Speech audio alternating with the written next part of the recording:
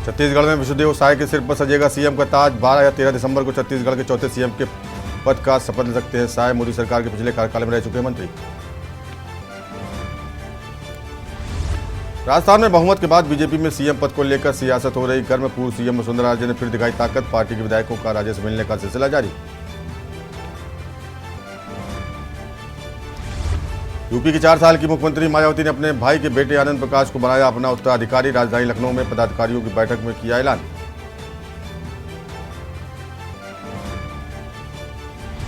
सुखदेव सिंह भोगा मेली हत्याकांड में शूटरों को दिल्ली क्राइम ब्रांच ने किया गिरफ्तार। राजस्थान पुलिस के साथ संयुक्त ऑपरेशन में रोहित राठौर और नितिन फौजी को किया गिरफ्तार। राजस्थान के गोगा मेले के हत्या आरोपी नितिन फौजी ने पूछताछ में किए अहम खुलासे। एक मददगार उधम कदों को भी पुलिस ने पकड़ा। मुख्य मददगार रामवीर भी हो चुका है गिरफ्तार। और कांग्रेस के राज्यसभा सांसद धीरज साहू के ठिकानों से बरामद नोटों की गिनती जारी। इनकम टैक्स अधिकारियों ने की थी छापेमारी। रकम बढ़कर 300 करोड़ तक पहुंची। आप देख रहे हैं के न्यूज, खबरों का सारथी। नमस्कार, देश की बात में आपका स्वागत है। मैं हूं प्रबुद्ध चौहान। सबसे पहले खबर हरियाणा के पानीपत से है। पानीपत से खबर, पूर्व सीएम भूपेंद्र सिंह हुड्डा पहुंचे समालखा। पानीपत से खबर, पूर्व सीएम भूपेंद्र हुड्डा पहुंचे समालखा। कांग्रेस विधायक धर्म सिंह छौक्कर के कार्यालय पर पहुंचे हुड्डा।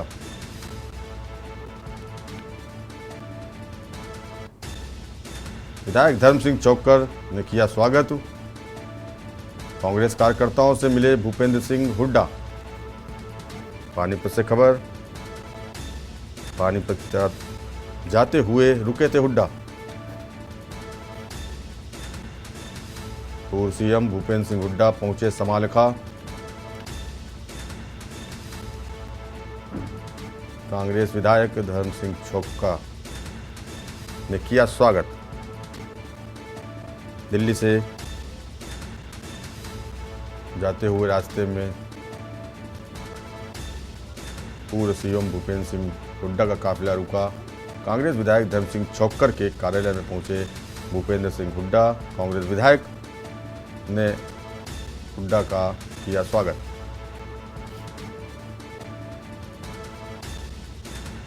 इस दौरान कांग्रेस कार्यकर्ताओं से भी भूपेंद्र सिंह हुड्डा ने मुलाकात की।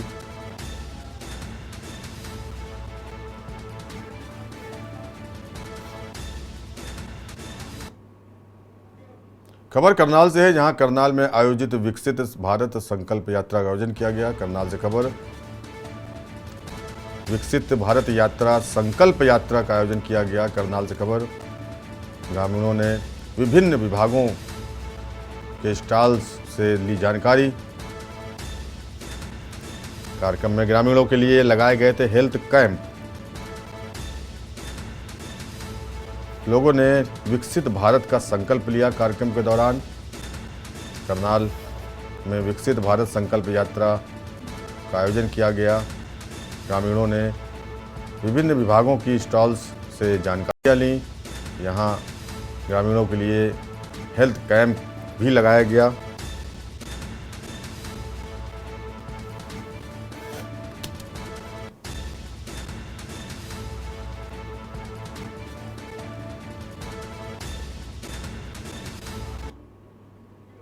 खबर गुरदासपुर से है, जहां लगातार हो रही चोरियों की वारदात। गुरदासपुर से खबर, गुरदासपुर में लगातार हो रही हैं चोरियों की वारदात। चोरी की वारदात सीसीटीवी कैमरे में हुई कैद।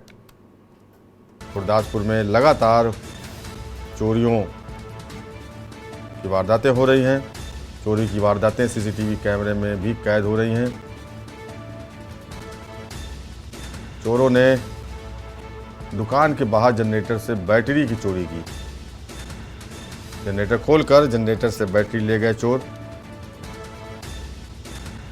गुरदासपुर में लगातार हो रही हैं चोरी की घटनाएं। चोरी की वारदात सीसीटीवी कैमरे में कैद हो गई।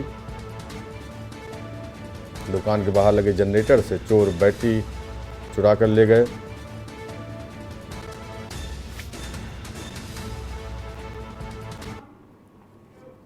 आम आदमी पार्टी हरियाणा के अध्यक्ष डॉक्टर सुशील गुप्ता, प्रचार कमेटी के अध्यक्ष अशोक तंवर के साथ राष्ट्रीय परिषद सदस्य सुरेंद्र राठी ने चंडीगढ़ में हरियाणा बदलाव यात्रा को लेकर प्रेस कॉन्फ्रेंस की। हरियाणा की शिक्षा व्यवस्था, चिकित्सा व्यवस्था, बिजली, पानी, रोजगार की जो हालत खराब है, हर घर के अंदर नशा बढ़ता जा रहा है। आत्महत्या की रेट नशे के कारण सबसे ज्यादा हरियाणा के अंदर है। इन सब बातों को लेते हुए एक बदलाव यात्रा निकाल रही है इब हरियाणा के लाल ने एक मौका केजरीवाल। इस यात्रा को 90 की 90 विधानसभा में जाएंगी। 4 जगह से यात्राएं शुरू होंगी। 15 दिसंबर से लेके 24 दिसंबर को। 15 दिसंबर को एक यात्रा फरीदाबाद से शुरू होगी, जिसको मैं खुद लीड करूंगा।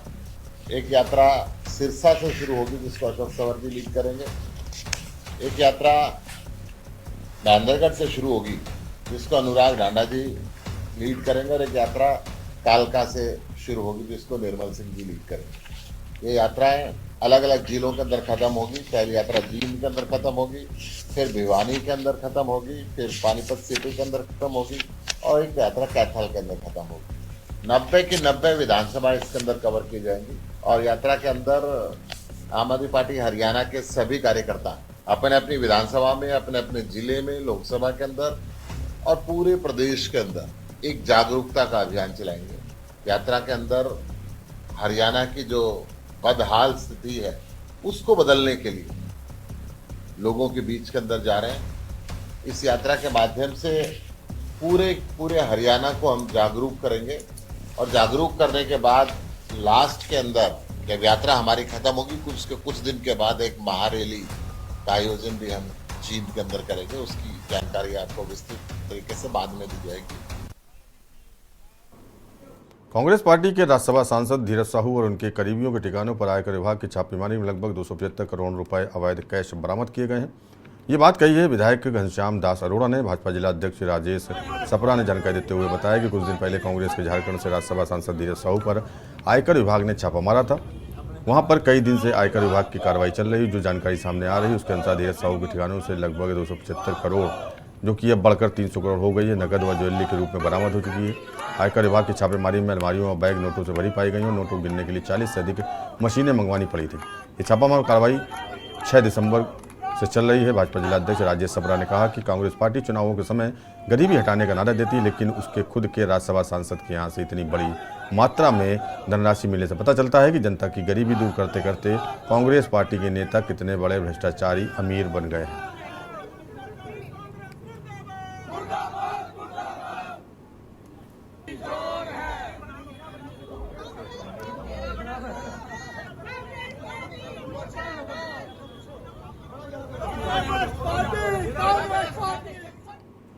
कुरुक्षेत्र में रविदास धर्मशाला व पंजाबी धर्मशाला कुरुक्षेत्र राज्यसभा सांसद दीपेंद्र सिंह हुड्डा ने शिरकत की। उनके साथ में पूर्व मंत्री अशोक अरोड़ा भी मौजूद रहे। राज्यसभा सांसद दीपेंद्र हुड्डा ने कहा कि कांग्रेस पार्टी में गुटबाजी नहीं है। उन्होंने कहा कि सबसे ज़्यादा अगर गुटबाजी है तो बीजेपी पार्टी में है। मुख्यमंत्री के साथ धनखड़ व इसी प्रकार से अन्य नेताओं में भी गुटबाजी देखने को आए दिन मिलती रहती है। दीपेंद्र हुड्डा ने कहा कि कांग्रेस पार्टी इस देश की मजबूती में लगातार काम कर रही है। उन्होंने कहा कि इसी प्रकार से कांग्रेस पार्टी का संगठन भी जल्द तैयार कर लिया जाएगा। उस समय के परी एक ललक थी जो समाज के सहयोग से मानी करी और आज फिर एक प्रोजेक्ट को लेकर चले। पहले शिरोमणि संत श्री रविदास जी महाराज की रविदास जी महाराज धर्मशाला कमेटी द्वारा आयोजित एक कार्यक्रम था, एक बहुत भव्य कार्यक्रम था। और उसके बाद पंजाबी सभा कुरुक्षेत्र द्वारा आयोजित कार्यक्रम यहाँ पंजाबी धर्मशाला में था। बाकी भी कई जगह हम जाएंगे। तो ये आज का हमारे कार्यक्रम था। बीजेपी ऐसा कह रहे हैं कि आप लोगों में जो कांग्रेस में फूट है उसकी वजह से अब हम हरियाणा भी जीतेंगे और विधानसभा भी जीतेंगे, लोकसभा भी जीतेंगे। देखिए, फूट जहाँ कहीं है तो वो भारतीय जनता पार्टी में है।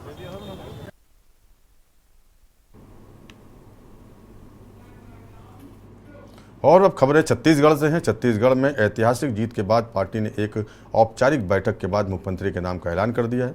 प्रदेश के सौम्य, मधुभाषी और मिलनसार आदिवासी नेता और पूर्व भाजपा प्रदेश अध्यक्ष विष्णुदेव साय को छत्तीसगढ़ के नया मुख्यमंत्री बनाया गया है। पूर्व मुख्यमंत्री डॉक्टर रमन सिंह ने उनके नाम का प्रस्ताव रखा था और पुन्नू लाला मोहिल सहित वरिष्ठ विधायकों ने उनके नाम का समर्थन किया, जिसके बाद सर्वसम्मत से भाजपा विधायक दल की बैठक में उनके नाम का ऐलान कर दिया गया।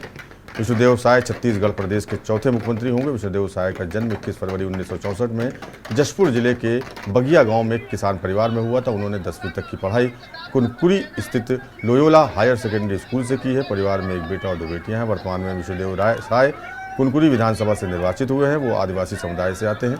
विष्णुदेव साय 2020 में भाजपा के प्रदेश अध्यक्ष रहे और सांसद और केंद्रीय मंत्री भी रहे हैं।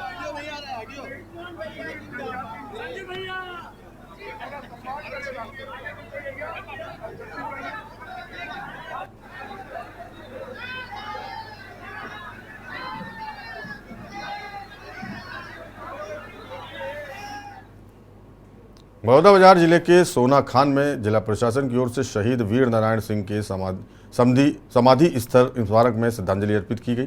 कार्यक्रम में सर्वप्रथम छत्तीसगढ़ के प्रथम स्वतंत्रता संग्राम सेनानी शहीद वीर नारायण सिंह को श्रद्धांजलि देते हुए शहीद स्मारक में उनका माल्यार्पण किया गया। इस दौरान नवनिर्वाचित बिलाईगढ़ विधायक कविता प्राण लहरे, पूर्व विधायक सनम जांगड़े और पूर्व विधायक कांकेर SP सोरी मौजूद रहे।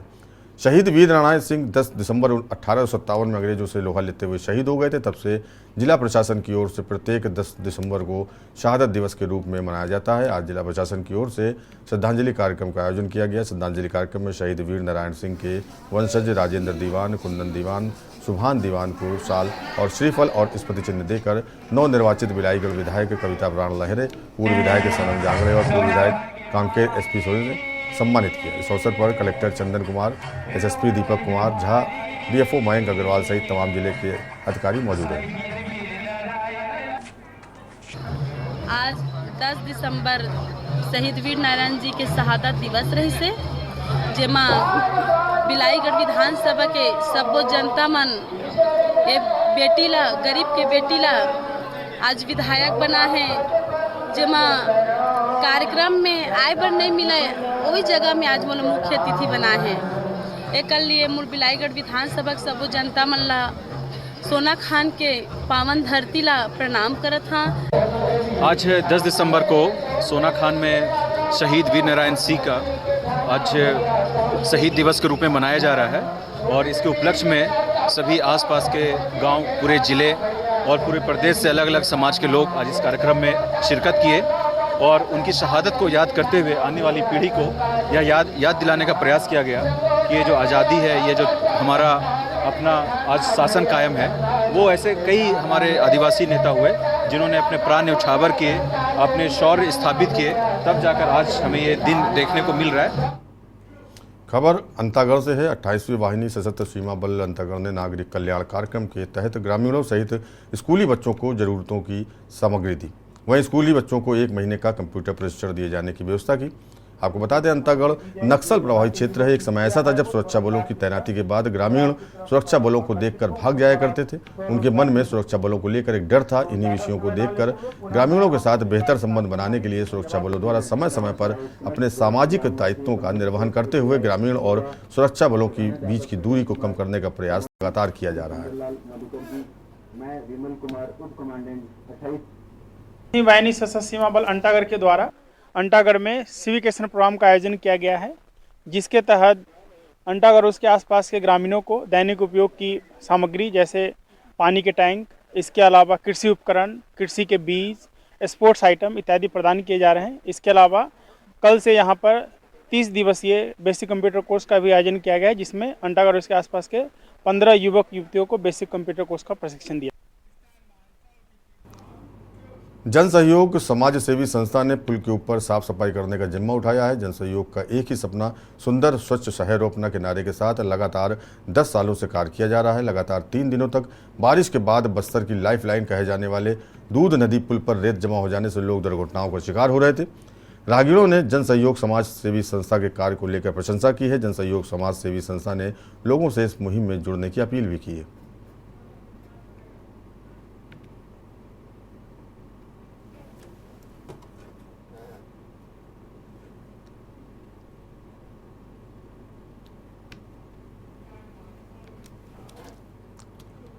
प्रधानमंत्री नरेंद्र मोदी नई दिल्ली में आयोजित कार्यक्रम में भारत संकल्प यात्रा के लाभार्थियों से वीडियो कॉन्फ्रेंसिंग के जरिए रूबरू हुए। कृषि विज्ञान केंद्र बिलासपुर से 150 से ज़्यादा किसानों और अन्य लोगों ने वीडियो कॉन्फ्रेंसिंग के माध्यम से जुड़कर समारोह में हिस्सा लिया। प्रधानमंत्री नरेंद्र मोदी ने वर्चुअल माध्यम से कहा कि मजबूत इच्छा शक्ति के बलबूते कुछ भी किया जा सकता है। हमने जो योजनाएं बनाई हैं उसके मुताबिक हम लाभार्थियों को ढूंढते हैं और सामने से जाकर उन तक योजना का लाभ पहुंचाने का काम कर रहे हैं। लोगों को बहुत सारी योजनाओं का लाभ मिला है, जिससे लोगों का विश्वास बढ़ता है और ज़िंदगी जीने की ताकत आती है। आज युवा शहर जाना छोड़कर गांव लौट रहे हैं और वहां खेती कर लाखों में फ़ायदा कमा रहे हैं।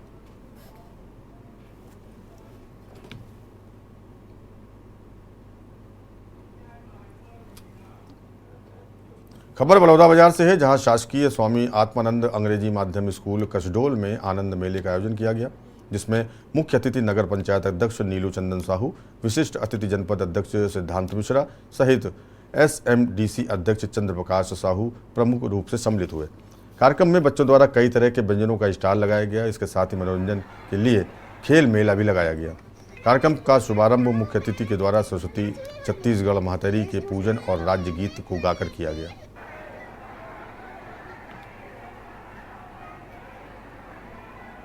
अच्छा ऑर्गेनाइज किया था हमारे principal sir, teachers and all staff, बच्चे द्वारा बहुत अच्छा से किया गया था। इसमें फ्रूट चाट था, खस्ता था, भेलपुरी था, पानी पूरी था और बहुत चीज़ था। गेम्स भी इंक्लूडेड थे और इससे सारे स्टूडेंट्स एंड पेरेंट्स बहुत अच्छे से एंजॉय किए थे और ये हमको भी हमारे स्किल्स डेवलप करने के लिए बहुत अच्छा था। एक अच्छा वे था हमारे स्किल को डेवलप करने के लिए और हम लोग बहुत एंजॉय किए और ये हमारे टीचर्स, प्रिंसिपल, स्टूडेंट्स की वजह से ही हो पाया है। पूरी तरह से मैं देना चाहूँगा हमारे स्टाफ मेंबर को। वो स्टाफ मेंबर पूरी तरह से कड़ी मेहनत किए हैं सभी स्टूडेंट्स के साथ में। ये बिफोर 1 वीक से ये चल रहा था पूरा तैयारी जो है। और प्राइमरी सेशन के लिए हमने फैंसी ड्रेस छत्तीसगढ़ प्रदेश में पत्रकारों के सशक्त संगठन के रूप में अपनी पहचान बनाने वाले छत्तीसगढ़ जर्नलिस्ट वेलफेयर यूनियन का 5वां स्थापना दिवस कार्यक्रम प्रत्येक जिला इकाइयों में आयोजित किया गया।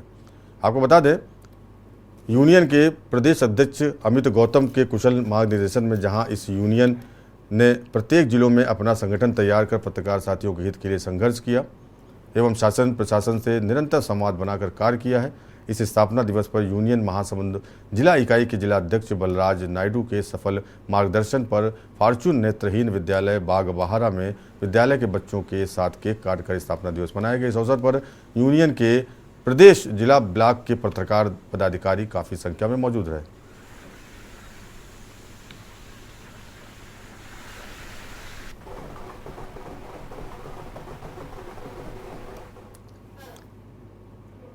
खबर पानीपत से है, जहां समालखा में विकसित भारत संकल्प यात्रा जनसंवाद के माध्यम से आमजन की शिकायतों का मौके पर ही समाधान किया जा रहा है। देश को विकसित राष्ट्रों की श्रेणी में शामिल करवाने के लिए जागरूकता फैलाई जा रही है। विकसित भारत के सपने को साकार करने के लिए प्रत्येक नागरिक का अहम योगदान है। ये बात भाजपा की जिला अध्यक्ष डॉक्टर अर्चना गुप्ता ने शनिवार को समालखा खंड के गाँव मनाना में विकसित भारत यात्रा संकल्प जनसंवाद कार्यक्रम के दौरान कही। उन्होंने कहा कि बिना रुकावट के आम जन को योजनाओं का लाभ मिले, यही विकसित भारत की पहचान है। इस मौके पर डॉक्टर अर्चना गुप्ता ने गांव मानना में और जिला महामंत्री कृष्ण छोकर ने गांव पट्टी कल्याण में उपस्थित जनसमूह को संकल्प शपथ भी दिलवाई और लाभार्थियों को सम्मानित भी किया। मनाना गांव में सैकड़ों ग्रामीणों और महिलाओं ने प्रधानमंत्री का लाइव संबोधन भी सुना।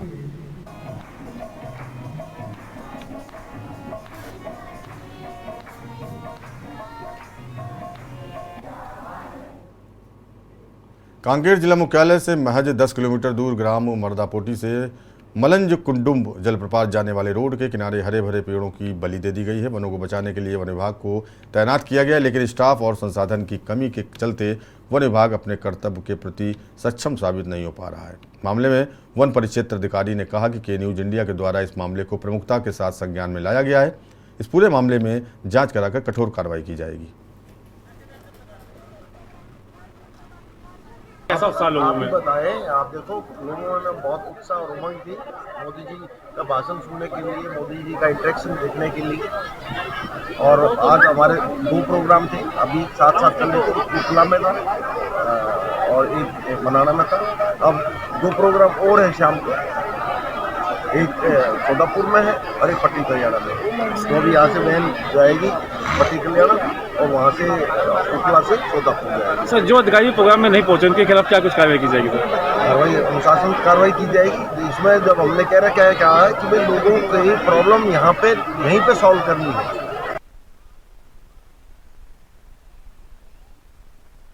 जबलपुर आयुध निर्माणी खमरिया फैक्ट्री में इलेक्शन का रिजल्ट आया। संयुक्त संघर्ष समिति से लेबर यूनियन, कामगार यूनियन, SC/ST यूनियन के तत्वावधान में संयुक्त रूप से संयुक्त संगठन के रूप में मध्य प्रदेश एकता मंच इंटर ने भी चुनाव लड़ा था, जिसमें करारी हार का सामना इंटर यूनियन को करना पड़ा और विजय के रूप में 14 तिलक से संयुक्त संघर्ष समिति के रूप में अभी कामगार यूनियन, SC यूनियन और मजदूर यूनियन के द्वारा हुआ। जैसे अभी शाम के समय आपने मुझे बताया है कि वहाँ 3 पेड़ कटे हैं, जिसके बारे में मैंने संज्ञान लिया अपने स्टाफ से। उसका कहना है कि राजस्व में, तो फिर भी मैं कल अपने स्टाफ को भेज करके या संभवतः मैं भी जा करके उस स्थल का निरीक्षण करूँगा। यदि वो राजस्व में हो तो उसके जो जब्तीनामा तैयार कर राजस्व विभाग को हैंड ओवर किया जाएगा। यदि हमारे विभाग का है तो उसे उसके ऊपर में जो है जो विधिवत कार्रवाई करनी है। खबर यूपी की राजधानी लखनऊ से है, जहां मायावती के उत्तराधिकारी घोषित होने पर प्रतिक्रिया आई है। भाजपा प्रवक्ता राकेश त्रिपाठी की आई है प्रतिक्रिया। राजधानी लखनऊ से खबर मायावती के उत्तराधिकारी को लेकर बीजेपी के प्रवक्ता राकेश त्रिपाठी की प्रतिक्रिया आई है। राकेश त्रिपाठी ने कहा, उत्तराधिकार परिवार में होता है, पार्टी में नहीं। बीजेपी के प्रवक्ता राकेश त्रिपाठी ने उत्तराधिकारी मामले को लेकर मायावती पर निशाना साधा और कहा, मायावती ने मिशन को परिवारवाद में ढकेल दिया है। मायावती के उत्तराधिकारी घोषित होने पर बीजेपी की प्रतिक्रिया आई है, जिसमें प्रवक्ता राकेश त्रिपाठी ने कहा है कि उत्तराधिकारी परिवार में होते हैं, पार्टी में नहीं, और मायावती ने मिशन को परिवारवाद में झोंक दिया है।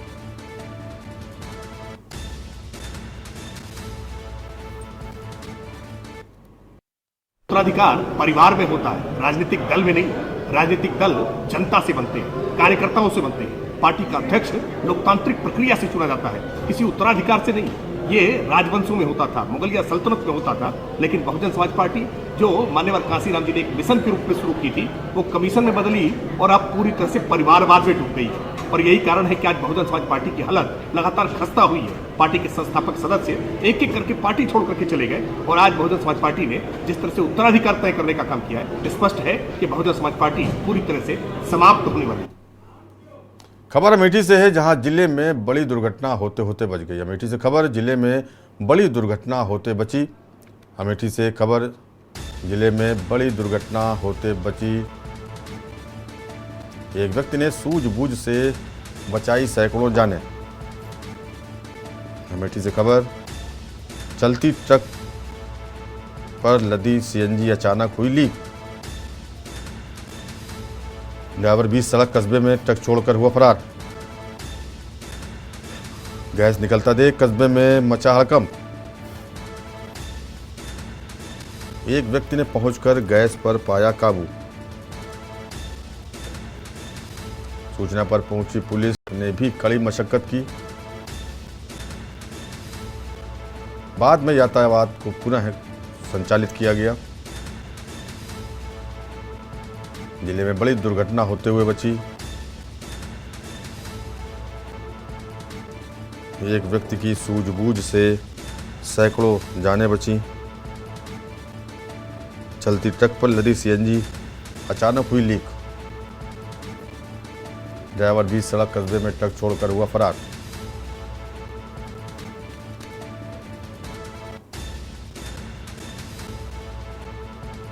गैस निकलता देख कस्बे में भगदड़ मच गई।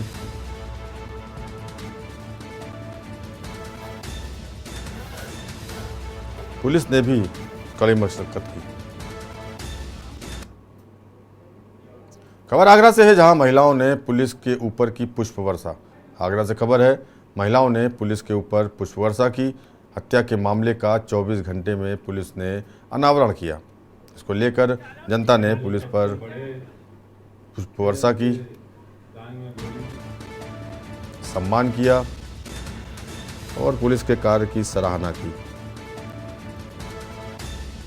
हत्या के मामले का 24 घंटे में किया अनावरण। निवेदन करूंगा कि सब ताली बजा के उनका स्वागत और सम्मान करें और उनका यहाँ घटना हुई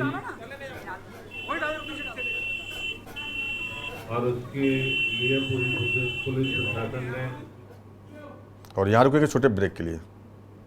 ब्रेक के बाद आपका स्वागत है। खबर अमेठी से है। जिले में स्वास्थ्य व्यवस्था की लापरवाही हुई उजागर। अमेठी से खबर, जिले में स्वास्थ्य व्यवस्था की लापरवाही हुई उजागर। सड़क पर मिली मरीजों को मुफ्त में दी जाने वाली दवाइयां। अमेठी से खबर, बाहर से दवा लिखने वाले डॉक्टरों की लापरवाही आई सामने। भारी मात्रा में सड़क पर बिखरी दिखाई दी दवाइयां। छोटे छोटे बच्चे दवाइयों को लेकर खेलने में जुटे।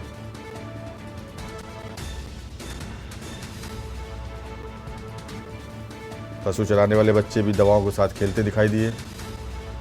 भारी मात्रा में दवा मिलने से क्षेत्र में हड़कंप। स्वास्थ्य विभाग की लापरवाही सामने आई।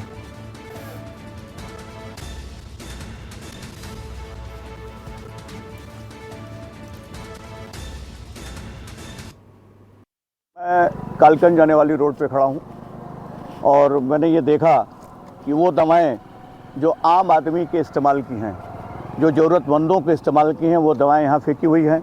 और कुछ दवाएं ऐसे भी हैं जो नशीली दवाएं हैं और वो दवाएं भी यहाँ पे मिली हुई हैं। कोई भी बच्चा उठा करके ले जा सकता है, कोई भी जो न जानकार हो उसको ले जा सकता है, उसके लिए नुकसानदायक साबित हो सकती है। निश्चित ही ये अवैध रूप से किसी भी हॉस्पिटल से, सामुदायिक केंद्र से या जिला चिकित्सालय से या कहीं और से ले जाया जा रहा है और भ्रष्टाचारियों को विशेष रूप से धन उगाहने की ये प्रक्रिया है। और ये धन उगा करके वो अपने बड़े अफसरों को या जो सत्ता है उस तक पहुंचाने का काम करते हैं। क्या नाम है आपका और कहाँ के आप रहने वाले हैं? अभी आपने क्या देखा है? देख रहे हैं कि नाम क्या है? अनिल कुमार मेरा नाम है। कहाँ के रहने वाले? राजापुर उत्तर गाँव के रहने वाले हैं। और मैं देख रहा हूँ कि यहाँ रोड पे दवाइयाँ फेंकी जा रही हैं और सरकारी अस्पताल में मेरी तबीयत ख़राब हुई थी, वहाँ पे मैं गया था, अभी भी है। अस्पताल में जितनी दवाई थी सब बाहर से दवाई लिखी गई थी। यहीं के रहने वाले हैं, लोकल के। मेरा नाम शेषमणि द्विवेदी है और ये दवा रोड पे फेंकी जा रही है। ये बहुत ही गलत काम है क्योंकि अस्पताल में दवा नहीं मिलती और लोग इससे दवा के लिए लोग जगह जगह भटकते हैं। इससे लोगों की मृत्यु हो जाती है दवा ना मिलने से। और यहाँ दवा रोड देख रहे हैं हम लोग फेंकी गई है, तो इस पर कड़ी से कड़ी कार्रवाई की जाए और इसको जांच पड़ताल की जाए, यही हम कहना चाहेंगे। मेरा नाम सुरेंद्र पांडे है। मैं उमापुर संग्रामपुर से रहने वाला हूँ। हमने देखा कि यहाँ पे दवाइयाँ फेंकी गई हैं जो कि अस्पताल में हमें बाहर से लिख दी जाती है। अक्सर देखा जाता है कि मरीजों को चेक करने के बाद 2 रुपए की दवा नहीं देते हैं बल्कि उसको मेडिकल स्टोर पे भेज देते हैं और यहाँ पे रोड पे पड़ी दवाइयाँ दिख रही हैं, जो कि एक बहुत ही गलत तरीका है ये सरकार की या जिम्मेदार जो भी कर्मचारी हैं उनकी। राजधानी लखनऊ के जीडी गोयनका टाडलर हाउस इंदिरा नगर शाखा के ने एनुअल डे फंक्शन कार्यक्रम का आयोजन किया। कार्यक्रम का आयोजन विभूति खंड स्थित उर्दू अकादमी में किया गया। एनुअल डे फंक्शन के कार्यक्रम में छोटे छोटे बच्चों ने परफॉर्मेंस करके सबका दिल जीत लिया। वहीं कार्यक्रम में मुख्य अतिथि के तौर पर बीजेपी नेत्री अपर्णा यादव मौजूद रहीं। अपर्णा यादव ने दीप प्रज्वलित कर कार्यक्रम की शुरुआत की। कार्यक्रम में जीडी गोयनका टाडलर हाउस इंदिरा नगर शाखा के डायरेक्टर विकास अवस्थी भी मौजूद रहे। स्कूल में पढ़ने वाले सभी बच्चों के पेरेंट्स भी कार्यक्रम में शामिल हुए।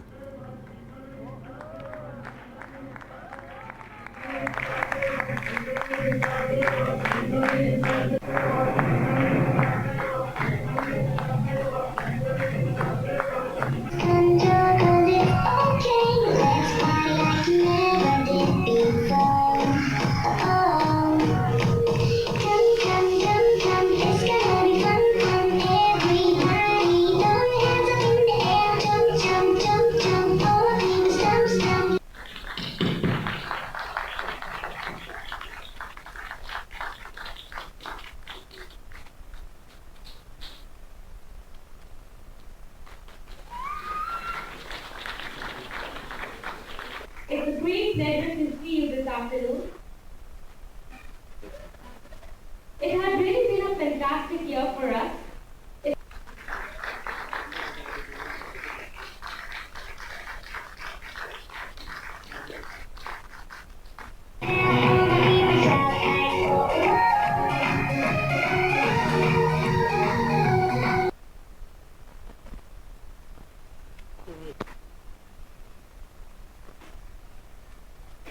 GD Goenka Toddler House, Indranagar branch, to welcome our chief guests, dear parents and media partners.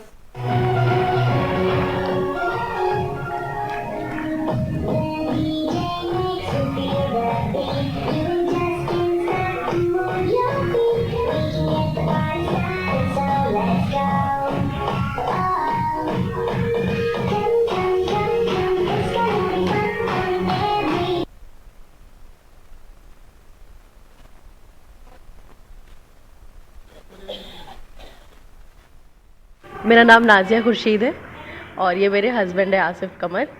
Hello, यहाँ पे आज जो कार्यक्रम हो रहा है बच्चों ने पार्टिसिपेट किया, किस तरह का कार्यक्रम और आप कैसे? तो ये हमारा GD Goenka toddler house Indira Nagar का एनुअल फंक्शन है। मेरी बेटी Yusra Asif she is in pre nursery class इस स्कूल की, तो हम उस कार्यक्रम में भाग लेने आए हुए हैं। कैसा लग रहा है मैम यहाँ पे बच्चों की एक्टिविटीज़ देख? वेरी एक्साइटेड, बहुत अच्छा लग रहा है और स्पेशली ये तो बाहर से आए हैं इस कार्यक्रम को अटेंड करने के लिए और लाइक बहुत मेहनत की है स्कूल वालों ने, टीचर्स ने और हमारे डायरेक्टर सर ने, प्रिंसिपल मैम ने, तो we all are feeling very excited and very nice. मेरा नाम विकास अवस्थी है और मैं GD Goenka toddler house Indira Nagar branch का डायरेक्टर हूँ। ये हमारा पहला वार्षिकोत्सव है जिसको कि आज हम यहाँ पे उर्दू एकेडमी गोमती नगर में इसको मना रहे हैं। बहुत ही प्रयासों के बाद और बहुत ही सफलताओं के बाद अपर्णा मैडम ने हमें टाइम दिया, अपर्णा यादव जी ने, और वो आई, उन्होंने हमारे स्कूल के बारे में, हमारे बच्चों के बारे में और इस फंक्शन के बारे में चार चांद लगा दिए, जिसको कि सुन के हमारे पेरेंट्स भी बहुत ज़्यादा खुश हैं इन सारी चीज़ों को लेके। सबसे पहले तो हम धन्यवाद करना चाहते हैं अपर्णा यादव मैम का, जिन्होंने अपना बहुत ही कीमती समय निकाल के और हमारे इस वार्षिक महोत्सव पे आए, वार्षिक उत्सव पे आए। Thank you so much. Hi, मैं स्वेक्षा खान, मेरा बेटा पामिर पलक्ष खान यहाँ पढ़ता है, KG में है। GD Goenka toddler house has been like a dream come true for me, because मैं जब से वापस इंडिया आई हूँ मुझे ऐसा हमेशा लगता था कि जो एजुकेशन सिस्टम है यहाँ का वो बहुत डिफरेंट है बाहर से, बट GD गोइंका ग्रुप जो कर रहे हैं वो इमैक्युलेटली परफेक्ट है यहाँ के एजुकेशन सिस्टम को चेंज करने के लिए। PM मोदी के जो नया NEP जो आया है उसके हिसाब से भी they taking care of the small little nuances of the child's development. और मुझे यहाँ अपने बच्चे को पढ़ा करके बहुत अच्छा लगा, क्योंकि जो उसकी छोटी छोटी चीज़ें, मैं एक सॉफ्ट स्किल्स ट्रेनर हूँ और with that background I can see कि मुझे बहुत ज़्यादा कुछ नहीं करना पड़ रहा है अपने बच्चे के लिए। खबर बिजनौर से है, जहां स्वास्थ्य विभाग की बड़ी लापरवाही सामने आई है। मामला जैतरा सामुदायिक स्वास्थ्य केंद्र का है, जहां डॉक्टर की जगह एक सफाई कर्मी ने मोबाइल की रोशनी में महिला का स्वास्थ्य परीक्षण किया। इसका वीडियो वायरल हुआ है। वायरल वीडियो ने स्वास्थ्य विभाग की पोल खोल कर रख दी है। आपको बता दें कि धामपुर क्षेत्र के गांव हताई शेख की रहने वाली महिला से दहेज की मांग पूरी न होने पर ससुराल ने मारपीट की थी। महिला का आरोप था कि उस पर ज्वलनशील पदार्थ तक डाला गया, जिसकी शिकायत पर पुलिस विवाहिता को स्वास्थ्य परीक्षण के लिए लेकर पहुंची थी।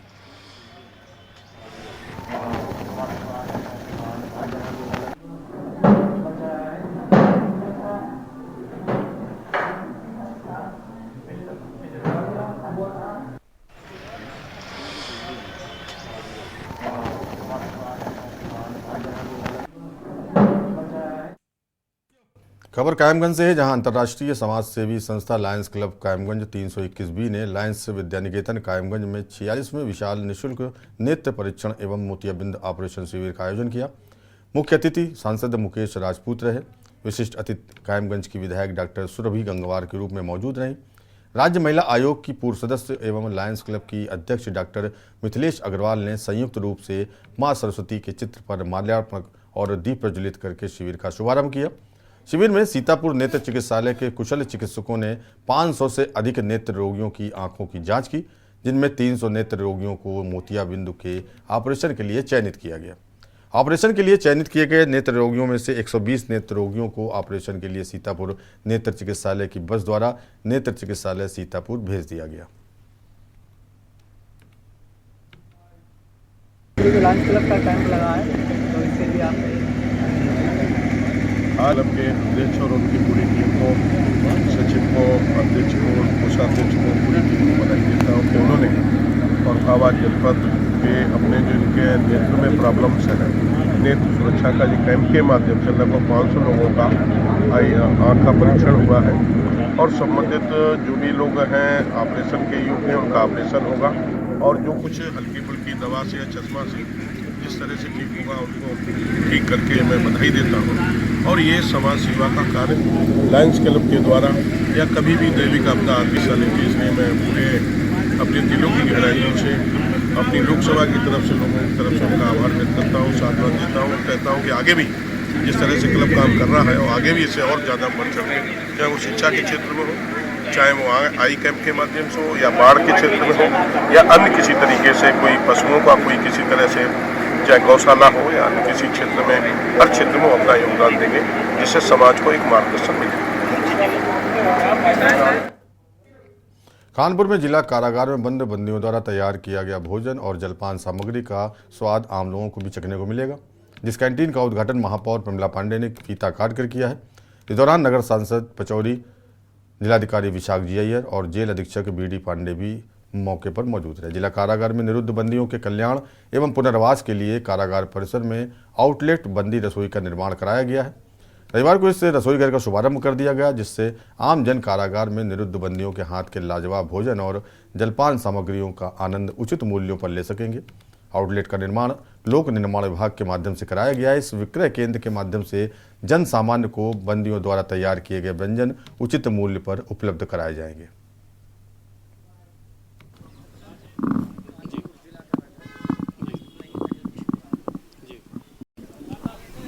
ये जिलाधिकारी महोदय की प्रेरणा से यहाँ ये संपन्न हो रहा है और आउटलेट डीएम साहब ने तैयार कराया।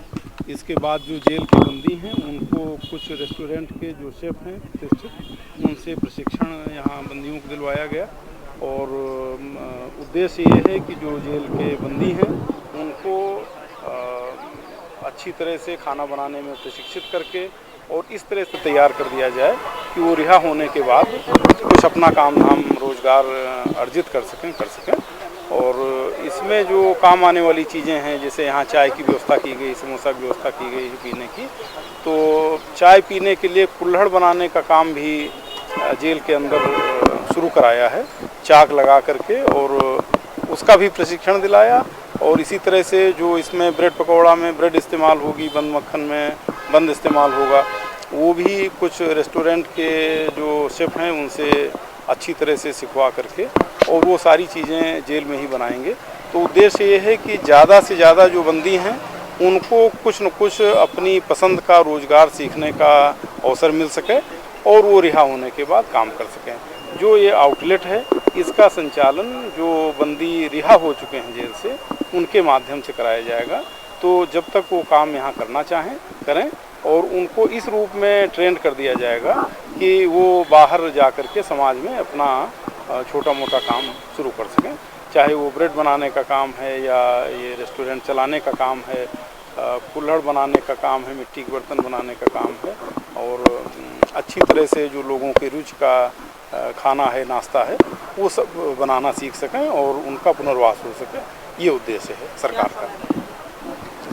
समय इस समय जाड़े के दिनों में 9 बजे से लेकर के शाम को 7 बजे तक अभी रखा गया है और जैसे जैसे दिन बड़ा होगा, गर्मी आएगी तो उसको बढ़ा लिया जाएगा। ये फ्लेक्सिबल रहेगा, समय निर्धारित जैसी आवश्यकता होगी उस हिसाब से कर लिया जाएगा। देखिए, इसमें कानपुर जेल में हम लोगों ने जेल के बंदियों से जो तैयार किए गए विभिन्न प्रकार के जो प्रोडक्ट्स हैं उसको एक कैंटीन के माध्यम से हम लोग उसको तैयार किए हैं। और सबसे पहले हमने जो जेल में निरुद्ध कैदी हैं उनको विभिन्न प्रकार के जो जैसे लंच हो गया या बन मक्खन हो गया या विभिन्न प्रकार के प्रोडक्ट्स हैं वो उसको तैयार करने के लिए उनको हमने ट्रेनिंग भी दिया है और उनके माध्यम से ये सारे प्रोडक्ट्स हम लोग तैयार भी कर रहे हैं। ये कलेक्ट्रेट और कचहरी के आसपास के क्षेत्र में ये कैंटीन तैयार किया गया है।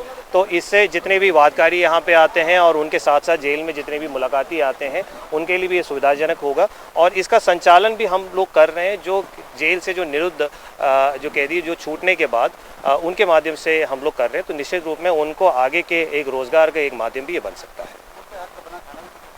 बिल्कुल, उनके हाथ का बना हुआ खाना है, पैक्ड लंचेस होगा, दाल चावल, राजमा चावल, बन मक्खन, उस तरह के तमाम प्रकार के ऑप्शंस हैं। सुबह 9 बजे से लेकर के 7 बजे तक ये संचालन होगा। तो सुबह के नाश्ते का भी मेन्यू है, लंच का भी मेन्यू है और शाम का भी मेन्यू है, और वो बंदियों के माध्यम से बनाया हुआ खाना यहाँ पे बिकेगा।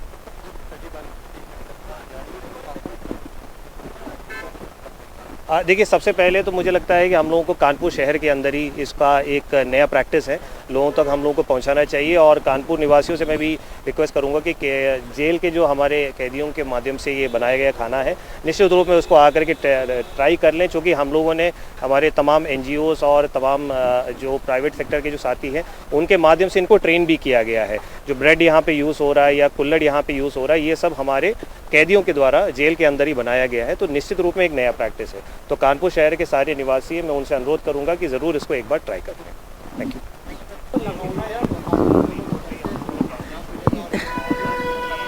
देखिए, ये नया प्रयोग है कानपुर के लिए, वैसे तो गुजरात में हर जगह है, नया प्रयोग है। यहाँ जो कैदी यहाँ से जिनकी सज़ा ख़त्म हो जाएगी उनके द्वारा कैंटीन चलेगा, सुबह से लेकर शाम तक सबको नाश्ता मिलेगा, लंच मिलेगा। ये अच्छा वो है और हमको ऐसा लगता है कि ये प्रयोग अच्छा है, हर ज़िले में होना चाहिए। मैं यहाँ के अधिकारियों को, मैं जेलर को और DM साहब को बहुत धन्यवाद देना चाहती हूँ। मूलगंज थाना क्षेत्र के अंतर्गत शनिवार को 2 कर्मचारियों के विवाद में एक कर्मचारी के भाई और उसके साथियों ने चाकू से हमला कर दिया था। पूरी घटना का खुलासा करते हुए DCP पूर्वी तेज स्वरूप सिंह ने बताया कि बीते शनिवार को मूलगंज थाना क्षेत्र के हटिया बर्तन बाजार में मां शारदा पूजन भंडार के नाम से प्रशांत मेहरोत्रा और उनके भाई पारस मेहरोत्रा की दुकान में लगभग 15 सालों से काम कर रहे उमाशंकर ने 10 दिन से काम करने वाले रामू से देरी के आने का कारण पूछा, जिसमें दोनों कर्मचारियों में तनातनी के चलते विवाद उत्पन्न हुआ।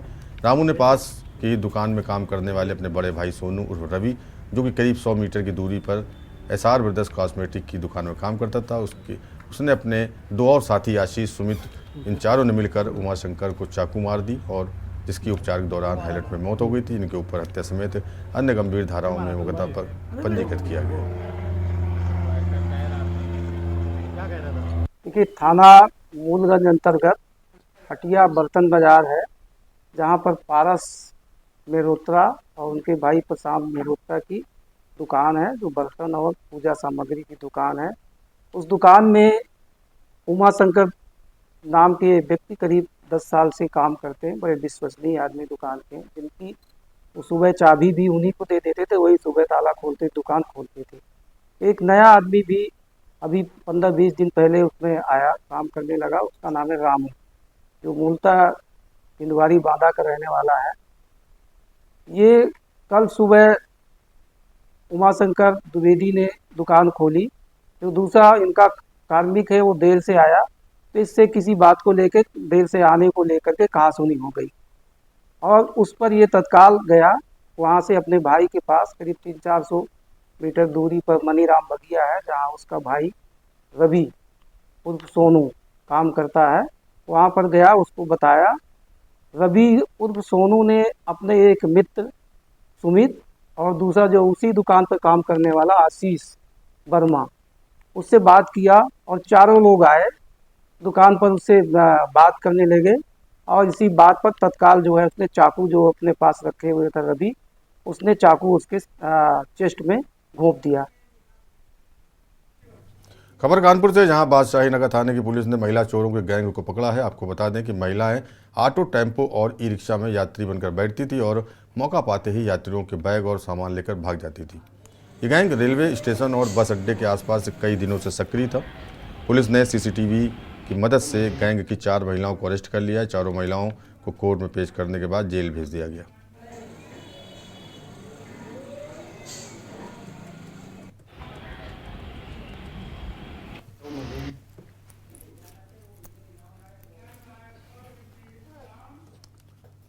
अलीगढ़ में इंसानियत को शर्मसार करने का मामला सामने आया है, जहां एक 30 वर्षीय दरिंदे के द्वारा 8 वर्षीय नाबालिग बच्ची के साथ दुष्कर्म की घटना को अंजाम दिया गया।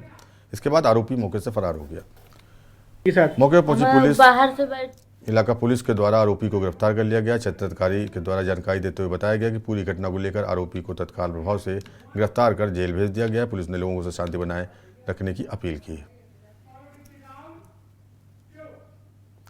खबर उत्तराखंड के मंगलौर से एक रामनगर से है, जहां पिछले 2 दिन से शीतलहर ने अपना कहर बरपाना शुरू कर दिया है, तो वहीं गरीब लोगों की मुश्किलें और बढ़ गई हैं। गरीबों की मदद को लेकर विभिन्न सामाजिक संगठन ने आगे आना शुरू कर दिया है। रामनगर विकासखंड के अंतर्गत ग्राम सभा पुछड़ी की ग्राम प्रधान हज्जन नरगिस एवं समाजसेवी हाजी शकील अहमद अंसारी ने ग्राम सभा में 50 गरीब और बेसहारा तथा विकलांग लोगों को ठंड से निजात दिलाने के लिए कंबल वितरित किए।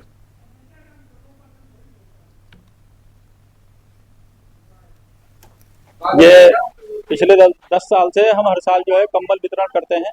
अब 4 साल से मेरी वाइफ जो है पुछड़ी गांव की प्रधान है, तो हम हर साल 50 गरीब परिवारों को चिन्हित करके ठंड से बचने के लिए कंबल बांटते हैं। और आजकल जो है 2-3 दिन से ठंड बढ़ गई है, बहुत ठंडी हवा चल रही, तो इसलिए हम जो है 15 दिसंबर के बाद बांटते थे। अब के जो है 1 हफ्ता पहले ठंड बढ़ गई, इसलिए हमने सोचा कि गरीबों को जो है ठंड से बचाने के लिए अब 1 हफ्ता पहले ही कंबल बांट दिए जाए। तो इसलिए 2 दिन से ज़्यादा ठंड थी, इसलिए हमने जो है अभी जो है आज ही 9 तारीख में प्रोग्राम रख दिया, तो गरीबों को कंबल बांट।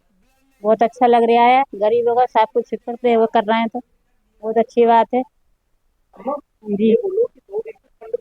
ठंड कल परसों से बहुत ठंड है ही, बहुत ज़्यादा ठंड पड़ रही है। गरीबों को बांटे हैं, बहुत अच्छी बात करी इन्होंने, बहुत अच्छा करा है इन्होंने गरीबों के लिए। खबर रुड़की से है, जहां रोटरी क्लब ने एक सराहनीय कदम उठाया है। क्लब की ओर से विकलांगों को निःशुल्क कृत्रिम अंग लगाए जाने का शिविर लगाया गया, जिसमें जोधपुर से स्पेशल डॉक्टरों की टीम बुलाकर कृत्रिम अंग लगाए जा रहे हैं। रोटरी क्लब के कमेटी चेयरमैन सचिन गुप्ता ने बताया कि 2 दिन में 26 लोगों के अंग लगाए जा चुके हैं। बाकी अभी 5 दिन तक ये कार्य लगातार जारी रहेगा। ऐसे कार्य में उनको रोटरी क्लब के साथ साथ बाहर से आए डॉक्टर्स का भी सहयोग मिल रहा है। वहीं rotary club president Ashok Arora का कहना है कि उन्हें इस तरह के कार्य से प्रसन्नता मिल रही है और जो लोग आर्थिक रूप से कमजोर हैं वो अपने अंग पाकर बहुत उत्साहित नजर आ रहे हैं। शिविर में पहुंची भगवानपुर विधायक ममता राकेश ने भी रोटरी क्लब की इस पहल की तारीफ की और कहा कि नर सेवा ही नारायण सेवा है और रोटरी क्लब के द्वारा ये जो पहल की गई है इसकी जितनी तारीफ की जाए वो कम है।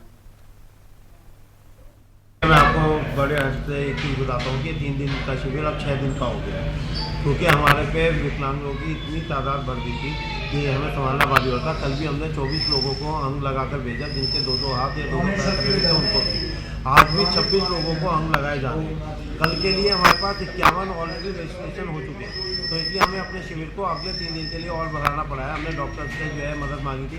हमारे बीच में अशोक अरोड़ा जी जो हमारे रोटरी क्लब के अध्यक्ष हैं यहाँ के, जिनकी बदौलत ये इतना बड़ा कार्यक्रम का आयोजन किया गया।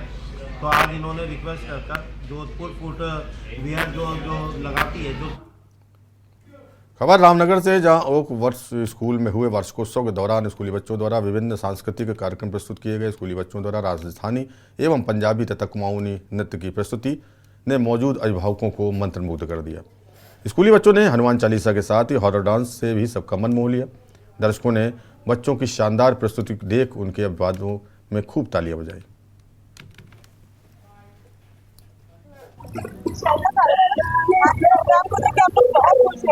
अपने बच्चों के